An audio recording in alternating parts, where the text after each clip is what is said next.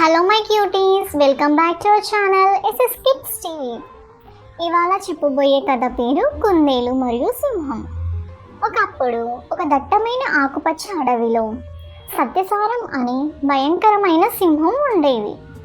అది ఎంతో బలిష్టంగా ఉండేది, గర్వంగా ఉండేది. తనకంటే బలమైనదో తెలివైనదో జంతువు ఉండదని నమ్మేది. ప్రతిరోజు సత్యసారం దానికి ఎదురైన ప్రతి జంతువుని వేటాడి తినేది. అడవి చాలా నిశ్శబ్దంగా మారింది. అన్ని జంతువుల్లో భయం వ్యాపించింది.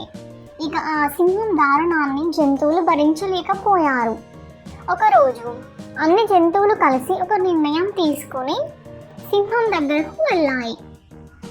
చాలా జాగ్రత్తగా దాని వద్దకు వెళ్ళి ఇలా అన్నారు: ఓ మృగరాజా, మీరు ఇలా ప్రతిదినం మమ్మల్ని చంపుతూ తింటూ ఉంటే త్వరలో ఈ అడవిలో ఒక్క జంతువు మిగలదు. అప్పుడు మీకు ఆహారం ఎలా దొరుకుతుంది? అందుకే మేము ఒక సూచన తీసుకొచ్చాం. ప్రతిరోజు ఒక జంతువును మీకు పంపుతాం. మీరు దానిని తిని ఆకలిని పెంచుకోండి. సింహం కాసేపు ఆలోచించి ఆ ప్రతిపాదనను అంగీకరించింది. అప్పటి నుంచి ప్రతిరోజు ఉదయం ఒక జంతువు సింహం గుహకు ఆహారంగా వెళ్ళేది. కొన్ని రోజులు గడిచిన తరువాత ఒకరోజు కుందేలు వంతు వచ్చింది. చిన్నదైన భయంతో వణికిపోతూ తెలివిగా ఆలోచించేది.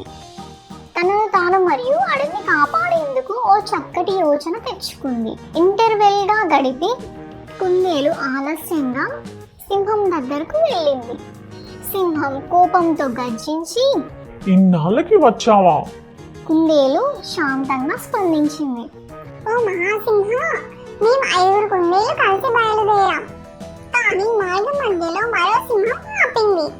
అది తానే ఈ అడవికి నిజమైన రాజునని చెప్పింది. మిగిలిన 4ని తినేసింది.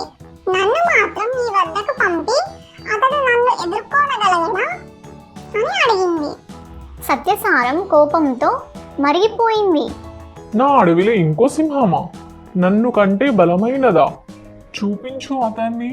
కుందేలు గుహ నుంచి సింహాన్ని పాతరాళ్ళ బావిలోకి తీసుకెళ్ళింది. బావిని చూపించి ఇలా అన్నది: ఇంతలోపే లోపల దాక్కున్నాడు. సింహం బావిలోకి చూసింది. తన ప్రతిబింబాన్ని నీళ్ళల్లో చూసింది. ఇది ఇంకో సింహం అని అనుకుంది. గర్జించింది. అప్పుడు ప్రతిధ్వని మళ్ళీ వినిపించింది. కోపంతో ఉప్పొంగిన సింహం ఆ బావిలోకి దూకింది. మొహమాటమే లేకుండా తేలిపోకుండా మునిగిపోయింది. కుందేలు తిరిగి అడవికి వెళ్ళి జరిగిందంతా జంతువులకు చెప్పింది.